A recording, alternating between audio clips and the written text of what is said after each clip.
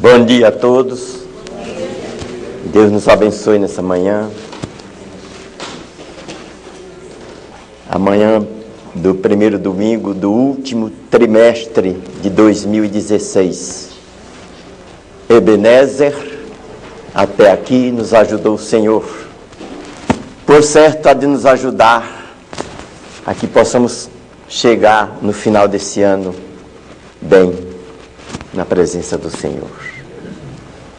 Segunda carta do apóstolo Pedro, alguns versículos do capítulo 3, a partir do 9. Esse texto tem a ver com o nosso tema. O tema de hoje também envolve a volta de Cristo. Os irmãos que estudaram a lição, os que não estudaram deram pelo menos uma lida no texto básico, na lição. Esse texto tem a ver com o nosso tema. 2 Pedro 3, alguns versículos a partir do 9. Não retarda a sua promessa, como alguns a julgam demorada. Pelo contrário, ele é longânimo para convosco, não querendo que nenhum pereça, senão que todos cheguem ao arrependimento. Virá, entretanto, como ladrão, o dia do Senhor, no qual os céus passarão com estrepitoso estrondo, e os elementos se desfarão abrasados. Também a terra e as obras que nela existem serão atingidas. Visto que todas as coisas hão de ser assim desfeitas, deveis ser tais como os que vivem santo procedimento e piedade, esperando e apressando a vinda do dia de Deus, por causa do qual os céus incendiados serão desfeitos, e os elementos abrasados se derreterão. Nós, porém, segundo a sua promessa, esperamos novos céus e nova terra, nos quais habita a justiça. Esse dia está bem próximo. Se nós lêssemos o versículo anterior, o mesmo apóstolo diz que para Deus um dia é como 1000 anos. 1000 anos é como um dia. Pode demorar 1000 anos Cristo voltar. Pode demorar um dia. Deus não é limitado a tempo, nem a espaço. Pode ser que Ele volte hoje. Roguemos a bênção de Deus em oração, para que Deus, no Espírito Santo, nos ajude nessa manhã. Eu e você não estamos aqui por acaso. E esperamos que nenhum de nós estejamos aqui por causa de uma rotina de domingo, mas que possamos estar aqui baseados na providência de Deus. Antes de nós querermos estar aqui, Deus quis que nós estivéssemos. Por isso estejamos atentos. Não a mim que vou falar, mas a palavra de Deus. Nós estamos no último trimestre. 3 já se passaram. Tudo que nós aprendemos desde janeiro até domingo passado tem edificado a nossa vida? Algo tem mudado na nossa vida? Ou continuamos na mesma rotina de sempre?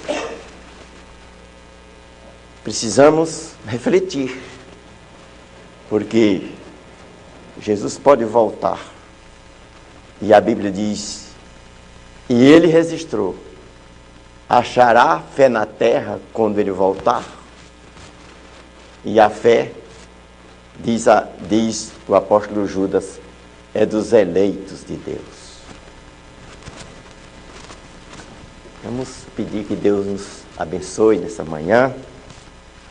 concedendo-nos a sua graça, iluminando nossas mentes para o bom entendimento da sua santa e bendita palavra. Eu vou convidar nossa irmã, Dona Ivanete, por favor, que faça essa oração. Enquanto a irmã estiver orando, vamos orar no nosso íntimo, pedindo a bênção de Deus. Eterno Deus e bondoso Pai, nós te louvamos nessa manhã, Senhor, porque mais uma vez Tu nos deste a oportunidade de vir na Tua casa para que, Senhor, aprendemos de Ti. E antes de aprender, Senhor, agradecer pelo que Tu tens feito em nossas vidas, ó Pai. Senhor, em nome de Jesus, perdoa as nossas fraquezas, para que nós possamos estar, Senhor, diante de Ti, segundo a Tua vontade, Senhor. Transforma os nossos corações, dá-nos entendimento e sabedoria para fazer o que é agradável a Ti. Em nome de Jesus, abençoa, Senhor, cada classe que aqui está, as pessoas que estão, Senhor, na direção, que Tu dê sabedorias, ó Pai, para que eles possam, Senhor, falar não deles mesmos, mas de Ti, Senhor. Dá-nos de a Tua bênção, a Tua graça, guarda cada um, Senhor, e abençoa esse dia que é tão especial, cada vida, Senhor, que possa estar, Senhor, dirigida por Ti. Em nome de Jesus, eu Te louvo e Te agradeço, ó Pai. Amém. Amém. Muito obrigado.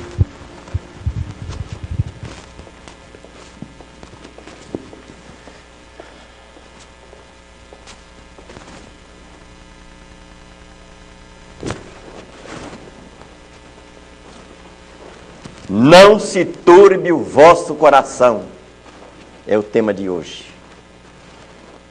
Evangelho de João, capítulo 14, os versos de 1, ou melhor, os versos de 14,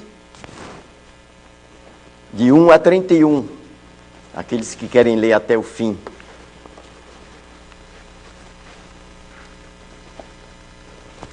Nesse texto, Jesus faz promessas. Jesus incentiva os seus discípulos a que creiam nele e em Deus.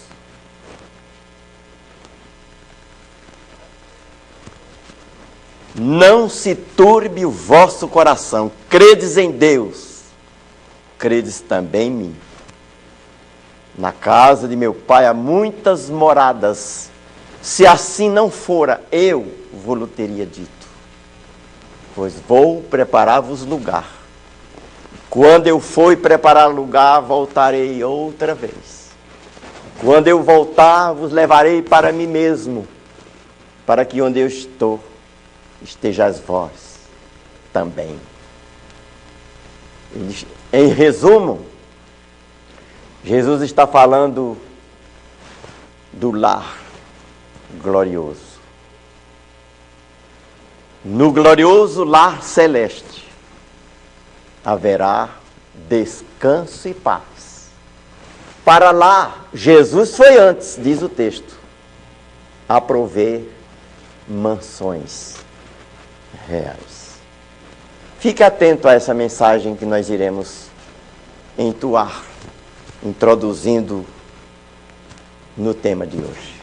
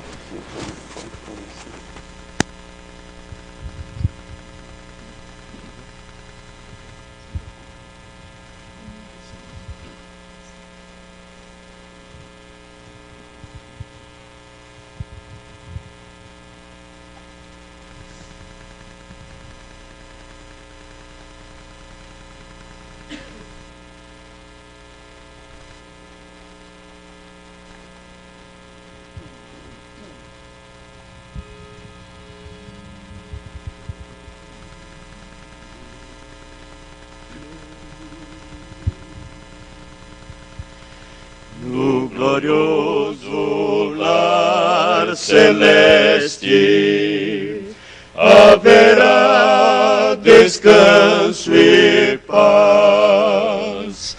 Para ali Jesus foi antes a prover afirmações reais.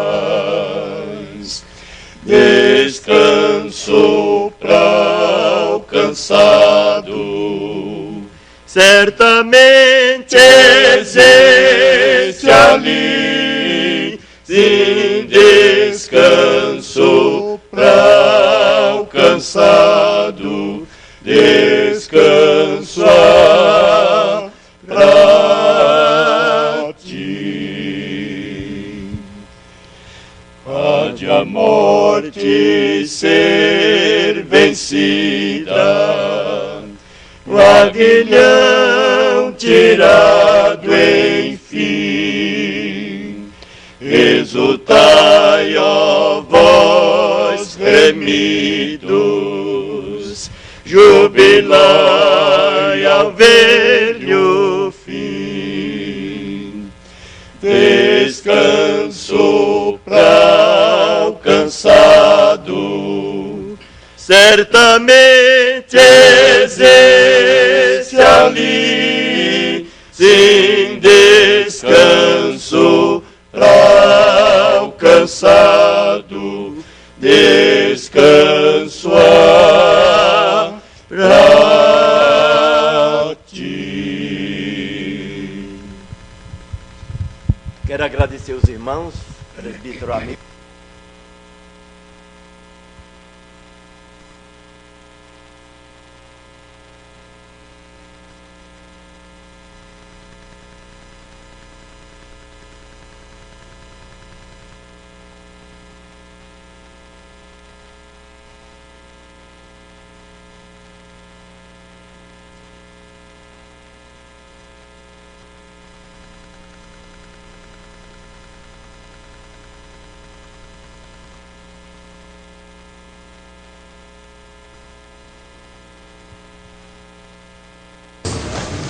Dessa mão. Deus abençoe.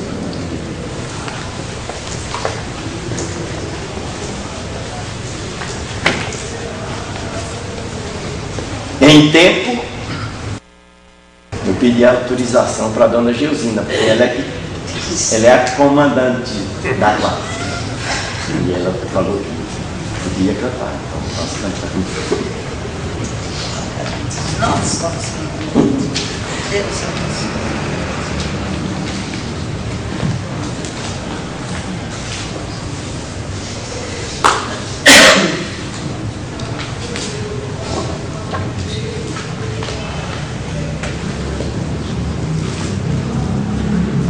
Como os irmãos já sabem o texto,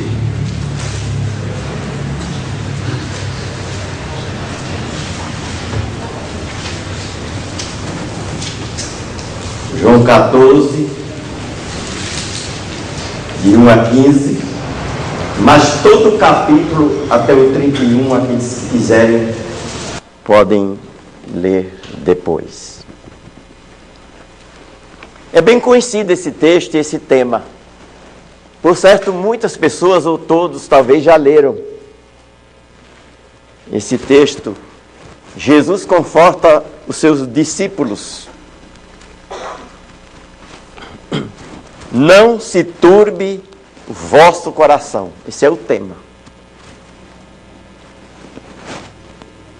Em outras palavras, Jesus quis dizer assim: não se perturbe o coração de vocês.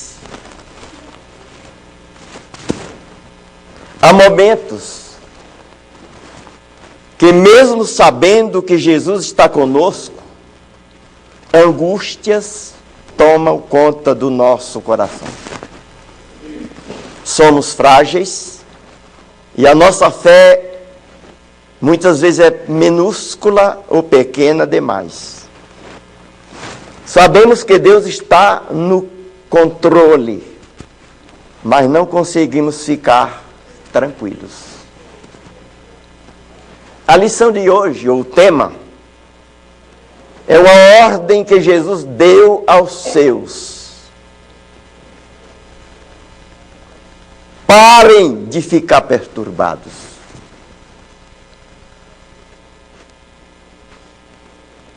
Por quê? Primeiro, por que parar de ficar perturbado? Primeiro, É Jesus quem faz o diagnóstico. Foi ele quem diagnosticou a alma dos seus discípulos. Ele leu o que estava escrito nas suas mentes e nos seus corações. Ele sabe todas as coisas. Somente ele sente e conhece o que se passa na nossa alma. E o profeta Isaías, que viveu mais ou menos 800 anos antes de Cristo, ele disse assim: em toda a angústia deles, dos discípulos e nossa, foi ele, Jesus, angustiado. Isaías 63, 9. Segundo, não fique perturbado, segundo lugar, porque a perturbação dos discípulos tinha algumas causas. Eles estavam envergonhados pela lição do lava-pés. Eles estavam desapontados, pois pensavam que Jesus era o Messias político, que implantaria um reino secular em Israel. Eles estavam tristes, porque Jesus os deixaria, e angustiados, porque um dos 12 seria o traidor. E eles se sentiam abandonados e desamparados. Por essas razões, eles estavam perturbados. Jesus dizia para eles: não se turbe o vosso coração. Mas outra coisa, em terceiro lugar, Jesus dá uma ordem: parem de sentir-se perturbados. Não se perturbem ao ponto de ficarem confusos e agitados. Trata-se de um imperativo na língua grega: sossegar. O coração não é uma opção, mas uma determinação de Deus, ou divina. Aí, a palavra de Deus, como sempre inspirada pelo Espírito Santo de Deus, a palavra de Deus como a única regra infalível de fé e prática para a nossa vida, ela entra em ação nesse momento. E aí, o salmista, inspirado pelo Espírito Santo, nesse contexto, ele escreveu o Salmo 46. Todo o Salmo, mas especificamente o verso 10 para esse momento. É Jesus que diz: aquietai-vos. Mas só aquietai-vos. Aquietai-vos e sabei que eu sou Deus. Por isso que eu dizia no início, nós não estamos aqui por acaso. E quem pensar que está aqui por acaso, nem deveria vir aqui hoje. Na vida do crente não existe o por acaso, a sorte ou o azar. Na vida de cada um de nós existe a vontade de Deus. Deus quis que nós estivéssemos aqui, Ele está falando conosco. Será que as pessoas que não vêm são desobedientes à vontade de Deus, ou Deus não permitiu que não viesse? São desobedientes à vontade de Deus. Porque Deus permite, porque nos dá vida. Porque se Ele deu a salvação, Ele permite. Claro. E aqueles, nós que estamos aqui, nós fomos influenciados pela palavra de Deus. Eu falo sempre para mim antes de vir falar aqui. E outro dia uma pessoa me perguntou: Hinaldo, o que precisa para alguém O que é preciso na vida de alguém que fala lá na frente? No meu entendimento, pelo menos 3 coisas é preciso. Primeiro, ter convicção do que fala. Porque se eu não tenho convicção no que eu falo, eu não posso falar. Segundo, eu tenho que viver o que eu falo. Porque se eu falo e não vivo, nunca vai surtir efeito no coração de ninguém. É como Paulo diz lá em 1 Coríntios 13. É barulho. É só som. Que entra no ouvido e sai no outro. Em terceiro lugar, eu preciso me preparar. Eu não posso vir aqui de repente. E por isso que a Bíblia ensina lá em Pedro: vós, porém, deveis estar prontos a responder àqueles que pedem razão da vossa fé. Eu preciso me preparar, eu preciso ter convicção do que falo e eu preciso viver o que eu falo. Caso contrário, não vai surtir efeito na vida de ninguém. Senhora? Deixando os 3 obedecer o chamado. Claro. Então, essa lição de hoje falou muito. Esses dias que eu estava estudando, falou muito comigo. E eu pergunto para mim, você para você. Será se realmente nós estamos enquadrados nesse tema de hoje?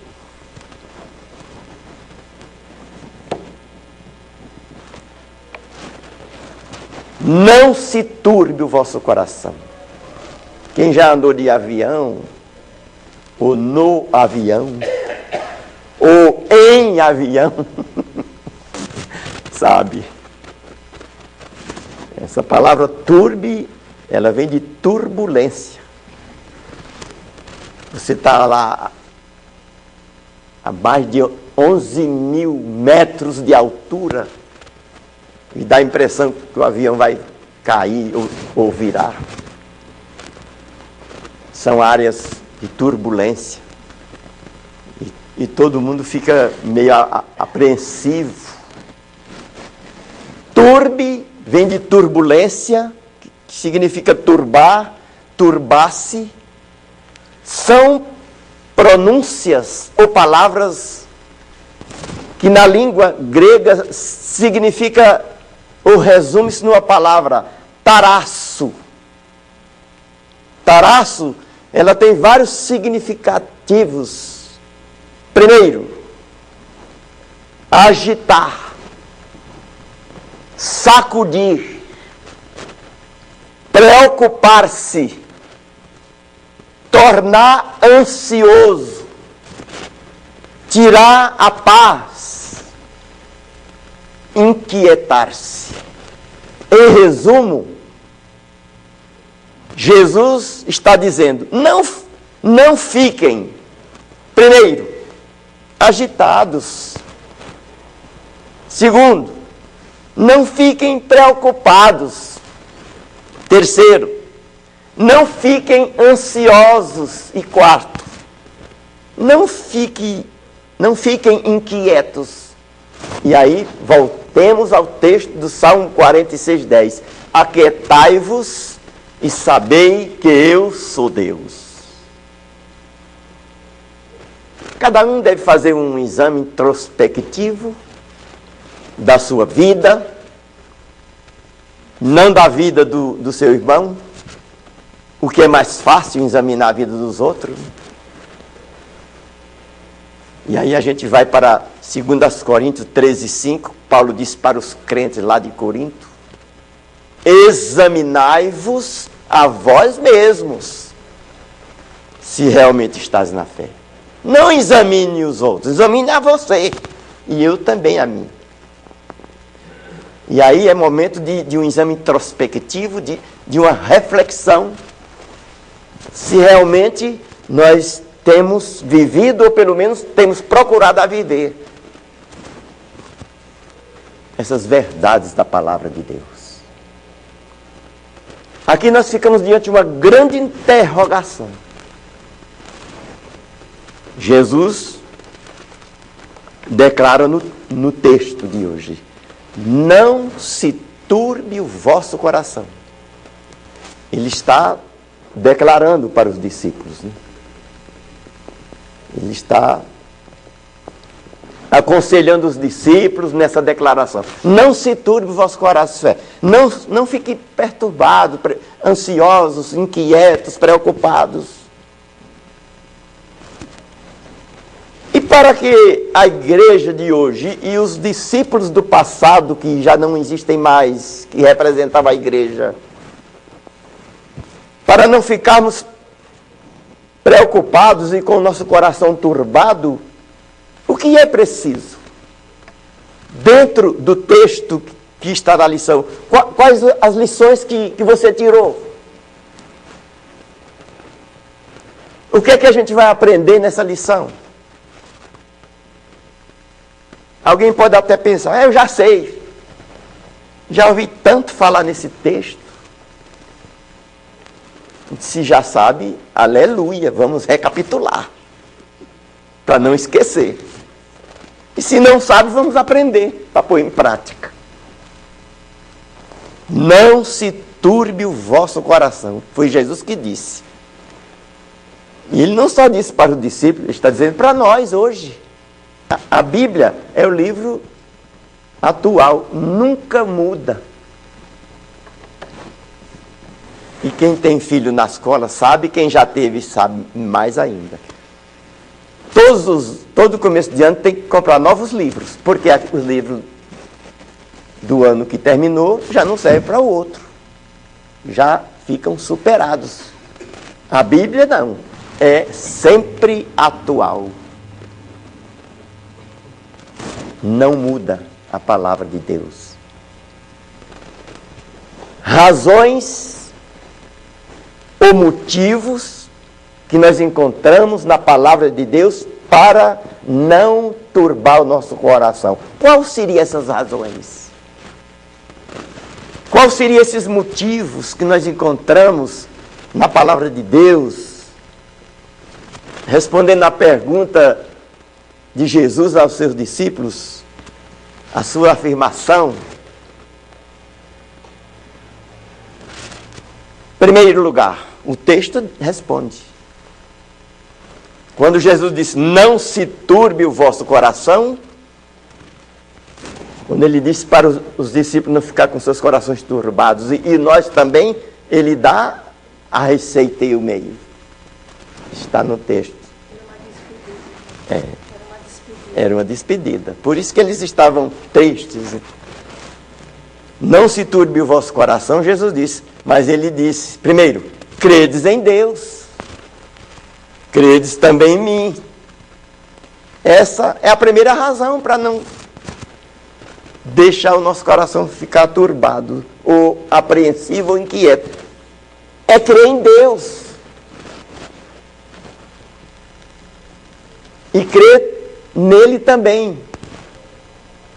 Porque Jesus estava com os seus discípulos. Deus estava ali presente na pessoa do seu Filho Jesus Cristo. E foi Deus que enviou Jesus ao mundo. E ele disse, credes em Deus, mas crede também em mim. Quando a gente se dispõe a crer de fato e de verdade, como a Bíblia ensina, em Deus, nós não vamos ficar com o nosso coração turbado. E a palavra crer, quem estuda a Bíblia sabe que significa ter confiança, ter fé. Precisa dar crédito. Existem muitos exemplos na palavra de Deus. É só você ler a Bíblia. E é pena que muitas pessoas não leem. Infelizmente, essa é a realidade. Muitas pessoas que fazem parte da igreja não leem a Bíblia. Eu não julgo ninguém, mas percebe-se a pessoa que lê. É visível. As pessoas que gastam tempo com a leitura da palavra de Deus. Alguns exemplos da verdadeira crença. Vou citar alguns, porque não dá tempo de citar todos. Atos 16, 31. Quando Paulo e Silas foram presos lá na cidade de Filipe, e eles foram presos porque estavam pregando o evangelho. A igreja era perseguida. O texto diz que eles foram presos e amarrados num tronco. Tronco era um madeiro grosso, segundo a história, que amarrava os ladrões e os assassinos, os malfeitores. E ali eles apanhavam, tinham suas vestes rasgadas, eram humilhados, cuspiam neles. Paulo e Silas passaram por esse processo. E eles eram os filhos de Deus, estavam pregando o evangelho. E o texto descreve que uma jovem adivinhadora, possessa de um espírito maligno, Paulo e Silas oraram, expulsaram aquele mal daquela moça. E eles foram presos, foram amarrados no tronco, tiveram suas roupas rasgadas, foram colocados na prisão. E resumindo, presos, eles cantavam e eles oravam. É fácil isso?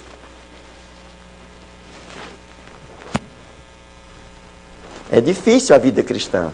Eu sempre digo aqui, todas as vezes que eu venho aqui, eu digo, vida cristã é desafio.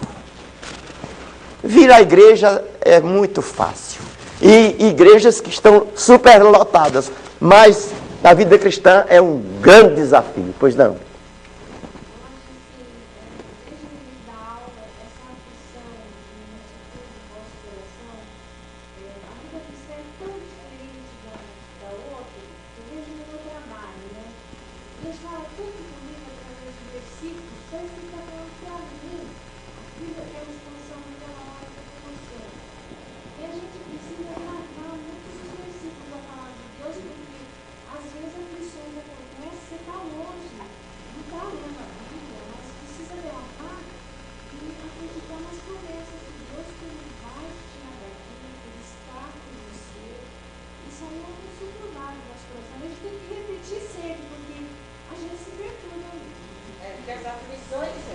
Vem. Mas a gente, elas são superadas pela palavra.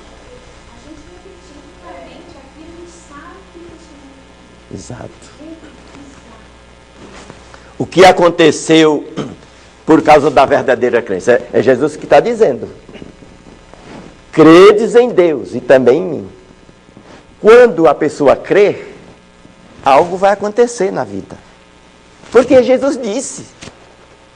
E vai se cumprir, porque Ele é fiel naquilo que diz, suas promessas são fiéis e verdadeiras. Resumindo essa história do livro de Atos dos Apóstolos, capítulo 16, no versículo 31, quem já leu o texto sabe, os discípulos, mesmo amarrados, humilhados, eles apanharam bastante das autoridades, foram presos, e ali eles cantavam e oravam. O texto diz, não é eu que estou dizendo não, é o texto que diz, enquanto eles cantavam hinos e oravam a Deus, os demais presos ouviam. E aí algo aconteceu. Quando a gente crê em Deus de fato e de verdade, algo sempre acontece. Por isso que o profeta Jeremias foi bem claro. Ele diz, invoca-me e eu te responderei. Eu te mostrar-te-ei coisas grandes e ocultas que ainda não sabes. Como nós estamos longe disso. Aquele episódio acontecendo, os filhos de Deus sendo diminuídos naquela prisão, mas eles estavam cientes da presença de Deus com eles, eles cantavam hinos, e eles oravam e os demais presos ouviam. E sabe o que aconteceu? todo mundo sabe, né? Quase, a Bíblia diz por volta quer dizer, quase, meia-noite. A gente fala, eu não sei porquê, mas eu sei. Deus manifestou o seu poder. Aconteceu um terremoto naquela cidade, os portões se abriram. Estava tudo no plano de Deus. Quando isso aconteceu, o carcereiro, que era o responsável pelos presos, pegou a sua espada e ia se suicidando. Dentro do plano de Deus, da providência de Deus, Paulo bradou, não te faças nenhum mal, que todos estamos aqui, ninguém fugiu. Aí, foi quando o carcereiro perguntou para Paulo, o que é que eu devo fazer para ser salvo? Aí Paulo foi falar para ele, você precisa fazer boas obras, você precisa ser batizado, você precisa ir para o purgatório, você precisa se reencarnar, você precisa ser membro da igreja. Foi isso? Não. Paulo disse, crê no Senhor Jesus Cristo e serás salvo, tu e a tua casa. Então deixa eu corrigir. Então alguém pode até estar pensando, às vezes quando termina a aula, a dona Jorge não sabe disso, e tem pessoas que falam para mim, eu não quis falar para não atrapalhar, mas pode falar. Mas alguém pode até estar pensando, então não precisa ser membro de igreja, então não precisa praticar boas obras, é só crer. Crê e será salvo tu e tua casa. E leia depois o texto. Ele creu, o carcereiro foi salvo, naquela mesma noite foi batizado ele e toda a sua família. E o texto conclui, e houve grande alegria. E a Bíblia diz lá em Lucas, e haverá mais alegria no céu por um só pecador que se arrepende, do que por 99 justos que já estão lá, que não precisam mais de arrependimento. E por que ele foi salvo e a família? Porque creu. E por que eles creram? Porque Paulo pregou a palavra. E Jesus disse no texto básico, não se turbe o vosso coração, credes em Deus, credes também em mim. Quando a gente crê, algo acontece de bom na nossa vida, que é a salvação, que é a melhor riqueza do mundo. Não é pecado ser rico. Se todos da igreja tivessem muitos bens, que era melhor, né, para contribuir, aqueles que são fiéis no dízimo. Não é pecado ser rico. Mas a Bíblia diz, o que adianta o homem ganhar o mundo todo e perder a alma? A verdadeira crença leva o pecador a Cristo.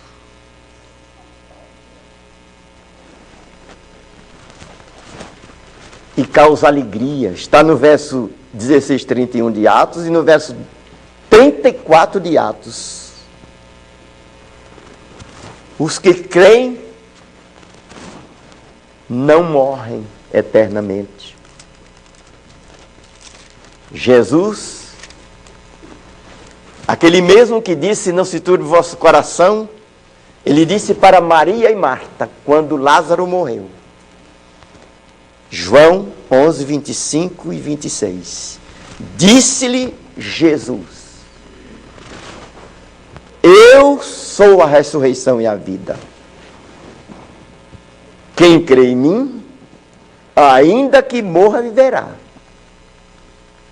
E todo aquele que vive, isso é, que está vivo e crê em mim, não morrerá eternamente. Aí ele interroga, crês isto?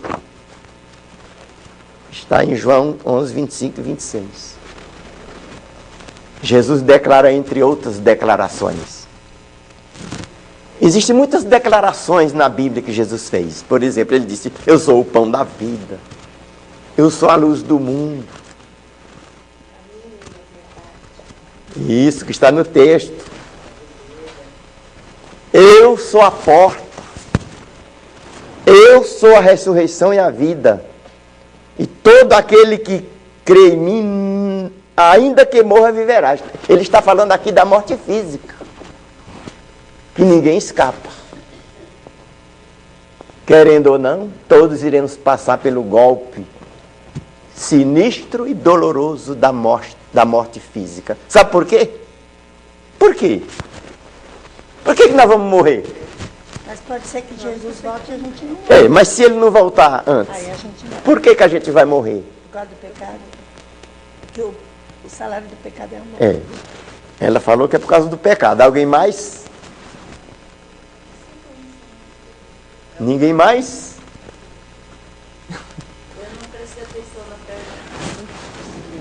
O texto diz que Jesus disse assim: eu sou a ressurreição e a vida.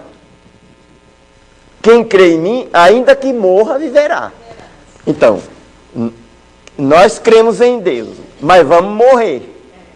Ainda que morra, viverá. E por que nós vamos morrer? Agora todo mundo não dá, vamos um por vez. Por favor, vamos. Porque o nosso corpo morre, mas o nosso espírito volta a Deus que eu creio. Então, mas a pergunta é: por que nós vamos morrer? Porque nós somos escolhidos de Deus e aquele Isso. que crê, viverá uma nova vida. Hein? Aquele que crê, viverá. E nós seremos nem todos terão a vida eterna. O irmão disse bem. Nós vamos morrer porque Deus determinou a morte, meus irmãos. Vamos resumir, não vamos dificultar. Nós vamos morrer porque Deus determinou a morte. Eu não vou morrer, eu não queria morrer. Hein? É por causa do pecado, mas Deus determinou. O pecado é a causa, mas mesmo com o pecado, se Deus não permitisse a morte, ninguém morria, mesmo com o pecado e tudo. Mas Deus determinou. Hebreus 9, 27. É o que a irmã falou agora há pouco. Nós precisamos guardar textos. Se alguém perguntar para você, uma pessoa do mundo, por que nós vamos morrer? O que você vai responder? Nós vamos morrer porque Deus determinou. Hein? Talvez a expressão seria assim, mais para cumprir as promessas de Deus. Não seria promessa, aqui é um decreto, né? A promessa vem depois. Hebreus 9, 27. E ao homem está ordenado a morte. É por isso que nós vamos morrer, porque está ordenado. Não é pelo pecado que todos morrem. É um decreto de Deus. Deus determinou. O que Deus falou vai se cumprir.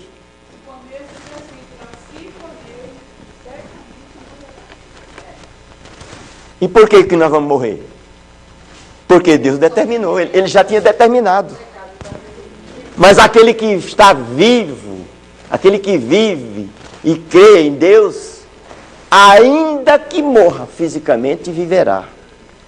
Graças a Deus. E por que viverá? Porque crê. É Jesus que está dizendo. O que eu estou falando está dentro do tema.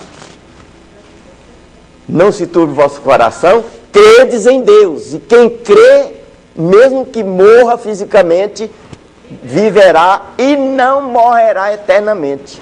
É bom lembrar, meus irmãos, que Esse texto diz que ainda que crê, viverá eternamente.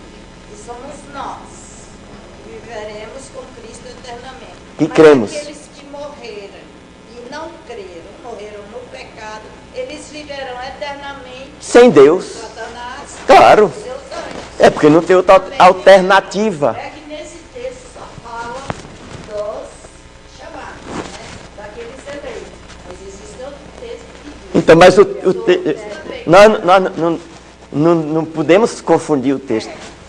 Jesus está bem claro. Eu sou a ressurreição e a vida. Aquele que crê em mim, ainda que morra, viverá. Já está, não precisa ser teólogo para entender. Aquele que crê, aquele que não crê já está morto nos seus delitos e pecados. Mas resumindo aqui, é bom a gente deixar bem claro que existe na Bíblia 3 tipos de morte. Morte física, que todos vamos passar. E eu dizia agora há pouco, se eu pudesse eu não morria nunca, é tão bom viver. Apesar de tudo que a gente passa nesse mundo, é bom viver. E sabe por que é bom viver? Porque a vida é um dom de Deus. Leia mais a sua Bíblia. Tiago 1, 16, 17 e 18. Não vos enganeis, meus amados irmãos. Está falando para os crentes. Ninguém é chamado de irmão se não é filho do mesmo pai. Não vos enganeis, meus amados irmãos, porque toda boa dádiva e todo dom perfeito vem do alto, descendo do Pai das luzes. Nós não podemos ser enganados, temos que ler a palavra de Deus. A morte física, ela é inevitável, porque é decreto e ao homem está ordenado morrer. E uma vez só. Está em Hebreus 9, 27. Em Efésios 2, de 1 a 10, ou melhor, os primeiros versículos, está o registro da morte espiritual. O que é que Paulo disse para os crentes de Éfeso? Ele está com E maiúsculo. Ele vos deu vida, estando vós mortos fisicamente, em seus delitos e pecados. Tem muita gente andando, ouvindo, trabalhando, comendo, falando mal da vida dos outros, que nem devia, fazendo o que deve e o que não deve, mas para Deus está morto.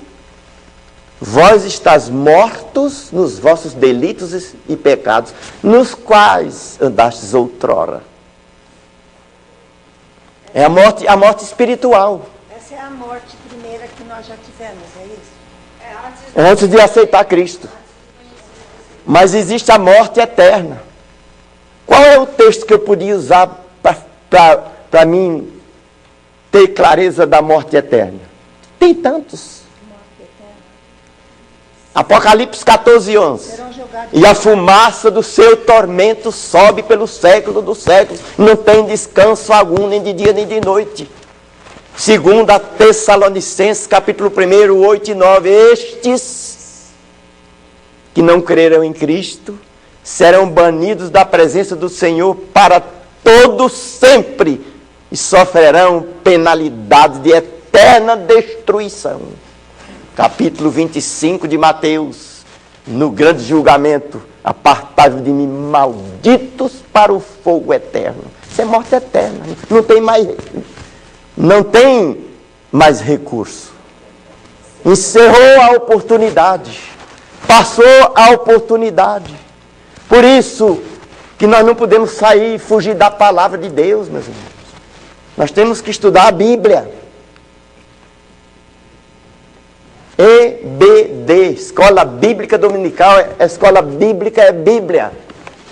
Nós temos que aprender, ensinar e estudar juntos a palavra de Deus. E como é bom estudar a palavra de Deus, que a gente só cresce na fé, mas precisamos ser zelosos pelo estudo da palavra de Deus. João 3,16, que é o texto, todo mundo sabe de cor. Até as crianças, até o analfabeto sabe. E eu sempre digo que, é claro que tem pessoas que não têm facilidade de guardar textos. Outros têm, mas não se interessam. Essa que é a verdade. Há quem diga, já alguém disse para mim, mas você tem o dom. Amém, porque Deus me deu o dom. Mas se eu tenho o dom e eu cruzo os braços, Deus não entra em ação não, meus irmãos. Deus não faz o que a gente pode fazer. Então que dele será tirado. Claro. Você também tem dom. Se não tem o dom da palavra, tem outros dons. Põe em prática, que Deus vai te pedir conta, saiba disso. Todos temos pelo menos um dom, diz o apóstolo Paulo.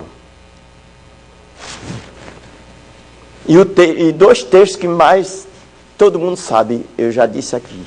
Peço licença para dizer. João 3,16, Salmo 23, 1. Pelo menos esse todo mundo sabe. Deus amou o mundo de tal maneira que deu seu Filho unigênito. Daí, ó a ligação desse texto com a primeira parte da lição de hoje, que é muito extensa. Deus enviou seu Filho ao mundo, deu o seu Filho, veio ao mundo, para que todo aquele que nele crê. O que não crê não está salvo. O contexto, verso 18. Quem não crê já está condenado. Não tem alternativa. Ah, eu sou quase crente. Já ouvi gente falar isso. Eu já fui crente. Você nunca foi. Você nunca foi crente, nem quase crente. Você é um ímpio do mundo. Ou você crê, está salvo, ou não crê, está perdido. Para sempre. Mas se você crê, também está salvo para sempre. Isso é sério. E é por isso que nós temos que nos preocupar uns com os outros, com aqueles que não conhecem, justamente porque nós não gostaríamos que eles... Claro. Olha, primeira epístola de Pedro e não o evangelho de... Desculpa, primeira epístola de João e não o evangelho de João. Há quem faça confusão. Evangelho de João e as epístolas de João.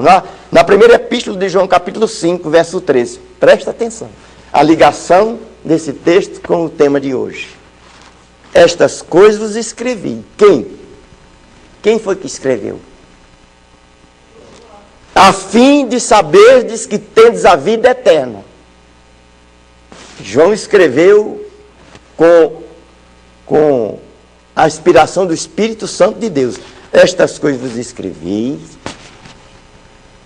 Para quê? Ou a fim de saberdes que tendes a vida eterna. A vós outros que credes. A vós outros que credes em quem? Na religião? Na igreja? Na pregação? Nos líderes das igrejas? Nas boas obras? A vós outros que credes em o nome do Filho de Deus. O Filho está com F maiúsculo, que se refere a Jesus Cristo, o mesmo que está falando para os discípulos, não se turbe o vosso coração. Então não tem alternativa, ou crê, está salvo, ou não crê, está perdido. Mas vamos para frente. Uma outra razão para não turbar o nosso coração, segundo o tema de hoje, é ter certeza, e entra o que o irmão disse agora há pouco, Hamilton, nas promessas de Jesus, que muitas vezes e muitos não creem nas promessas. Está no verso 2. O que é que Jesus disse no verso 2? Ele não disse: na casa do meu pai há muitas moradas, se assim não for, eu vou teria dito, pois vou preparar-vos lugar. Isso é promessa. Nós temos que ter certeza nas afirmações de Jesus, no que ele disse. Eu gosto muito dos hinos do Inário, que são hinos teológicos, que têm a ver com a Bíblia. Existem tantos cânticos. Estava até comentando ontem no culto que eu fui, com um pastor. Existem muitos cânticos que não têm nada a ver com Bíblia. São hinos que não tem conteúdo, não tem mensagem, não edifica nada, é só barulho. E nós temos tantos hinos sacros, que têm ligação com a palavra de Deus. Dentro do texto de João 3,16, olha o hino 88. Amavas-me, Senhor. É o amor, fala do amor de Deus. E tantos outros hinos. O hino 194, com Jesus a morada feliz. Ele não está falando que foi preparar a morada? Que morada é essa? Feliz. Com Jesus a morada feliz. Inclusive, na lição finalzinho tem aquele 186, não pensar nesse lá do céu. É, também. É uma outra razão e motivo para nós não turbar o nosso coração. É ter certeza nas afirmações de Jesus, na sua palavra. Olha o que o apóstolo Paulo disse, meus irmãos. Isso é profundo. Eu fico tão feliz quando eu leio isso. 1 Coríntios 2, 9. Ele diz assim, já disse esse texto, mas não me canso de dizer. Eu sou feliz por ser filho de Deus. Um dia eu criei em Cristo como meu Salvador. Não nasci crente, não. Nós nascemos pecadores. Alguém duvida disso? Salmo 51.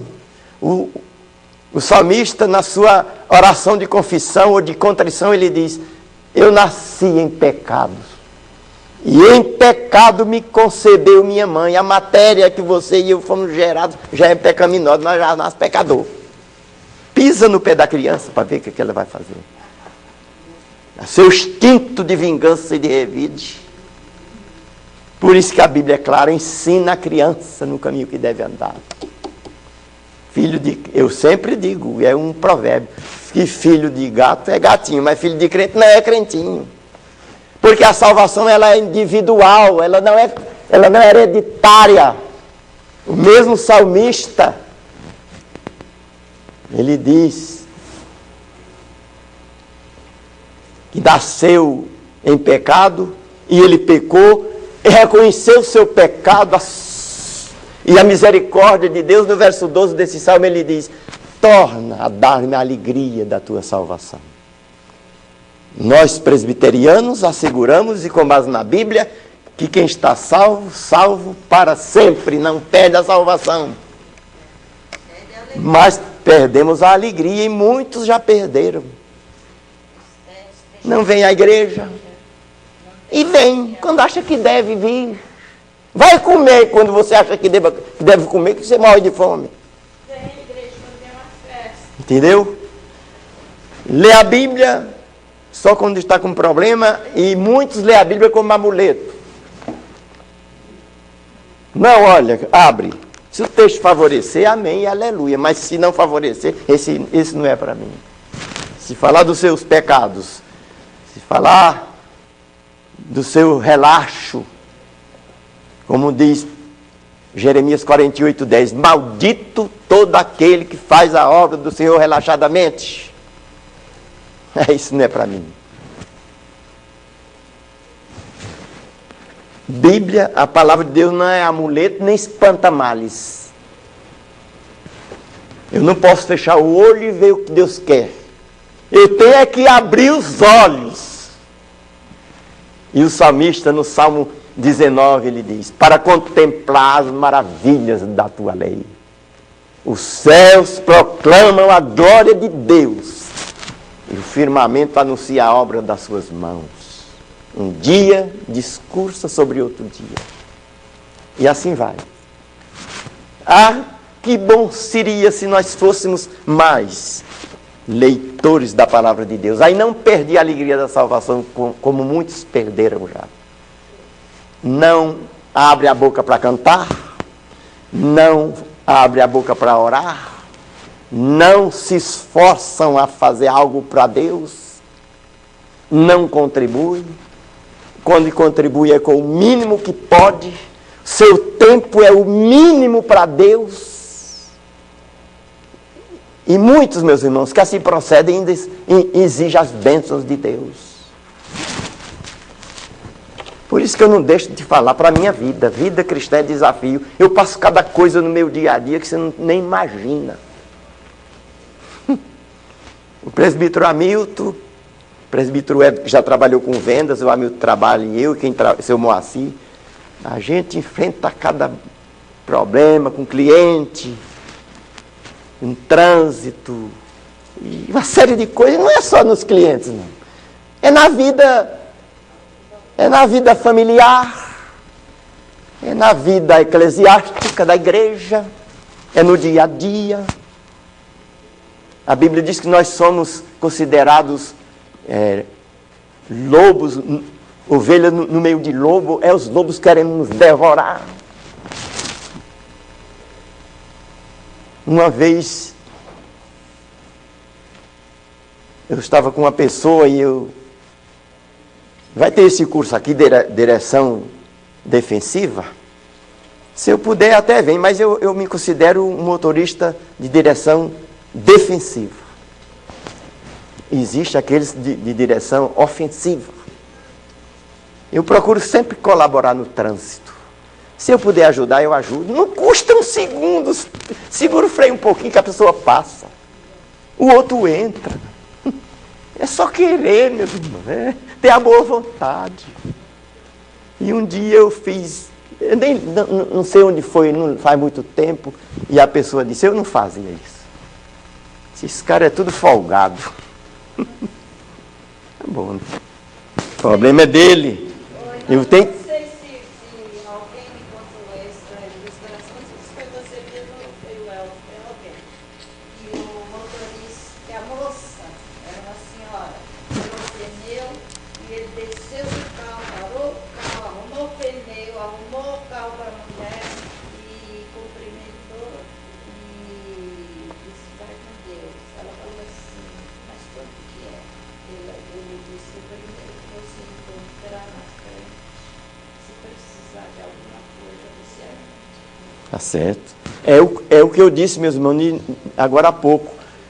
Nós não somos salvos pelas boas obras. Está lá no texto que fala da morte espiritual. Mas no verso 10 desse mesmo texto está escrito assim: vós, está falando para nós, igreja, vós sois feituras de Deus, criados em Cristo Jesus, para a prática das boas obras, das quais Deus de antemão preparou para que andássemos nela. Pode ler. Deve estar assim, do jeito que eu falei. Eu talvez um pouco diferente, mas talvez, se for diferente, é pouca coisa. Mas é a essência. Fazer boas obras porque somos salvos. Lógico, não para...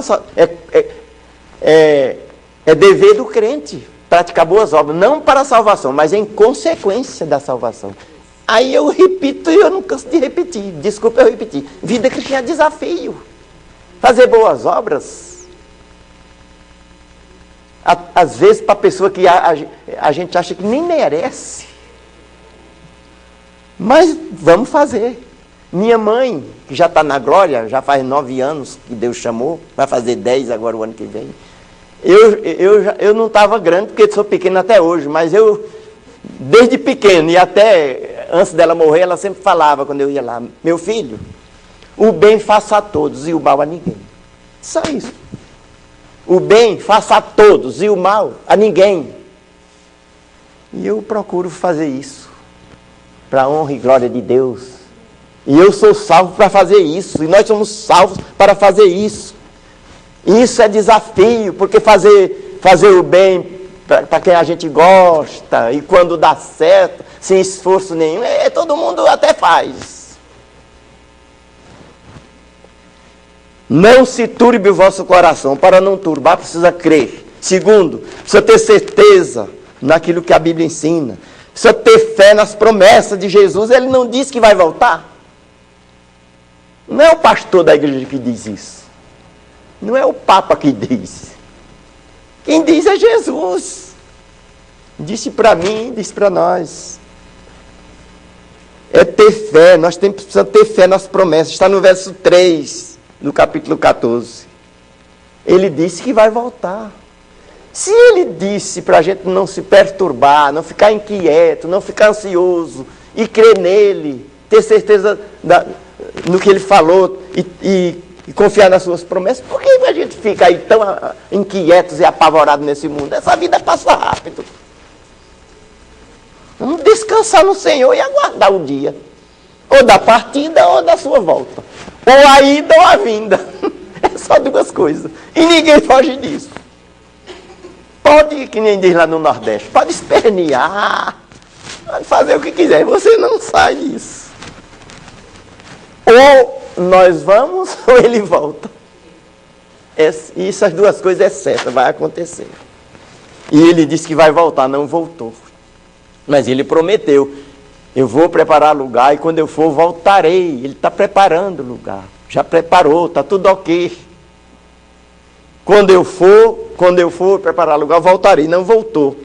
Atos 1, 10 e 11. Quando Jesus ressuscitou e ia subindo aos céus, os discípulos estavam olhando para as alturas e o anjo apareceu e disse: por que vocês estão olhando para as alturas? Atos 1, 10 e 11. Esse mesmo Jesus que vós estáis vendo subir, o vereis descer. É esse. Não é outro. E aí Paulo também fala lá em Gálatas, falando do evangelho. Se mesmo um anjo descer do céu e pregar outro evangelho além desse, anunciando que é outro Cristo, seja anátema, isso é, maldito, sem valor. Nós, os crentes, aguardamos a volta de Cristo, porque ele prometeu, e ele cumpre fielmente. No capítulo 13, 26 de Marcos, no abrir e fechar do olho, Jesus vai aparecer para arrebatar a sua igreja. E outro texto que foi dito aqui numa aula recente, Apocalipse 1, 7 e 8. Eis que vem com as nuvens e todo o olho verá. Até aqueles que traspassaram ele com as suas espadas. Eu sou o alfa e o ômega, o princípio e o fim. Aquele que era e que é, aquele que há de vir, o Todo-Poderoso. Na lição de hoje nós não estamos aprendendo isso? Ele não disse que vai preparar lugar e quando for voltará outra vez? E o que é mais importante, meus irmãos, isso enriquece a nossa vida. No verso 3, a segunda parte, crê na promessa da sua presença. Ele diz, eu vou preparar lugar, e quando eu for, voltarei. E quando eu for, vos levarei para mim mesmo. Vocês são meus. Leia o Salmo de número 100, verso 3. Somos o seu povo e ovelhas do seu pastoreio. Nós somos o povo de Deus, comprado por preço. Isso. 1 Pedro 2,9. Jesus deixou essa promessa para a igreja. Então não vamos ficar pasmados, preocupados, inquietos, com nosso coração turbado. Ele disse em Mateus 28, 20. Ide e fazei discípulos de todas as nações. Disse para os discípulos, antes dele ser assunto aos céus. E ele está dizendo para nós. Ide, fazei discípulos de todas as nações, batizando-os em nome do Pai, do Filho e do Espírito Santo. E eis que estou convosco todos os dias até a consumação do século. Permita-me dizer, mas essa manhã, já quase amanhecendo o dia, eu já estava acordado e a dona Diva, ela acordou chorando. Eu falei, o que é que foi? Que ela chorando? Aí depois que ela parou de chorar e se aqueceu, ela falou, é porque eu estava vendo meu pai dentro do caixão. Ela falou para mim.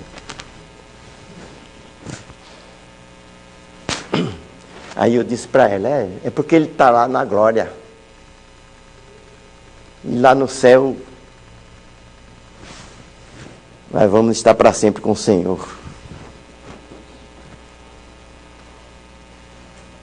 É pena, meus irmãos, e eu repito, é pena que muita gente não lê a Bíblia. Lá. Eu posso pedir licença para ele, mas não falou hoje. Uma pessoa perdeu o pai e depois estava mais ou menos numa festa e chorando. Por que você está chorando? Estou chorando porque meu pai não está aqui. Mas ele está num lugar melhor. Então, mas eu estou falando Eu sei. ao contrário. É. Estou chorando porque meu pai não está. Certo. A pessoa que não tem conhecimento da palavra, não entende. O outro hino, que são os hinos sacros, 296. Cristo em breve do céu virá. Ele prometeu e não tardará. Ó, que alegria e glória será quando Jesus regressar. Cristo não tarda em vir. Quem está pronto para esse porvir? Ó, coração, não se turbe. É um outro cântico. Crede sempre em Deus, crede em mim. Há mansões na casa do meu Pai, pois vou preparar-vos o lugar. Jesus vem logo. Estais vós prontos? É para nós que a Bíblia pergunta. Uma outra razão para o coração não se turbar é a promessa, e nós estamos concluindo, a promessa da sua presença. Em João 17, um pouco mais para frente, depois do 14, 24, Jesus disse: é a minha vontade de que aqueles que me destes estejam sempre comigo.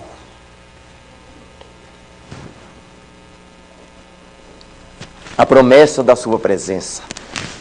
E eu repito, é pena que muita gente não lê a Bíblia. Quando a gente não lê um pouco mais a Bíblia, a gente não se enriquece com essas verdades da palavra de Deus. A Bíblia diz: quer morramos, quer vivamos, somos do Senhor Jesus. Ou vivo ou morto, nós vamos estar sempre com Ele. Hebreus 13, 5. Está escrito assim: seja a vossa vida sem avareza. O que é avareza? É adquirir bens ilícitos, até roubando os outros, mentindo, roubando os outros, para enricar. Isso é avareza. A Bíblia diz assim, em Hebreus 13, 5, seja a vossa vida sem avareza. Está dizendo para mim. Fui entregar uma mercadoria semana passada.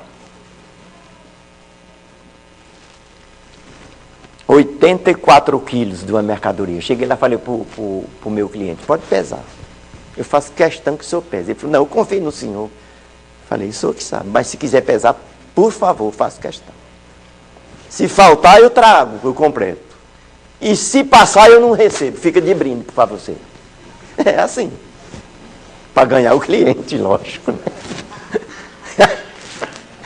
Armadilha, a ética comercial. Não vou cobrar 1 quilo ou meio quilo que vai passar, mas os outros cobram de mim até 200 gramas, acredita nisso? Eu falei para ele: nem vou ficar mais rico, como dizia minha mãe, nem fico mais rico, nem também fico mais pobre. Pode ficar. Ele falou: não vou pesar não, que eu confio no senhor. Falou: tá bom, eu só agradeço, mas se quiser eu faço questão. Claro, porque se eu quisesse, eu podia falar: não, tem 90, 6 quilinhos a mais. Eu arredondar para mais 90, 85, não é nada, mas é 1. Mas eu não quero. E Deus está vendo. Seja a vossa vida sem avareza, contentai-vos com as coisas que tendes. Eu já tenho até demais. A Bíblia diz lá em 1 Timóteo 6, 8. Tendo o que comer, meus irmãos, e vestir, e o que vestir, só essas duas coisas. Tendo o que comer e o que vestir, estejamos contentes. E eu tenho mais do que isso. E você também tem, que eu sei. E por que roubar os outros? Nem muito, nem pouco. Nada. Seja a vossa vida sem avareza, contentai-vos com as coisas que tendes. Esse é o texto. Qual é o contexto? Alguém abriu? Teve a curiosidade de abrir? Hebreus 13, 5. Alguém já abriu? Não? Se não abrir, eu vou completar para ganhar tempo. Porque ele tem dito: de maneira alguma te deixarei, nunca jamais te abandonarei. Pode ler, está aí.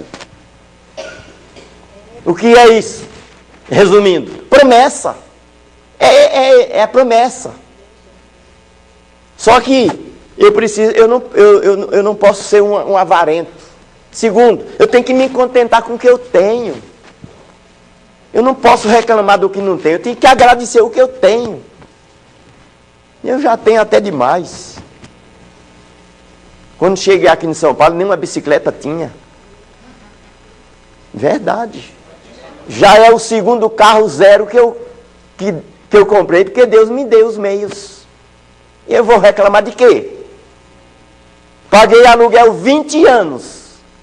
No 21º ano que eu estava casado, comprei um terreno e construí a casa. E o que é que eu quero mais?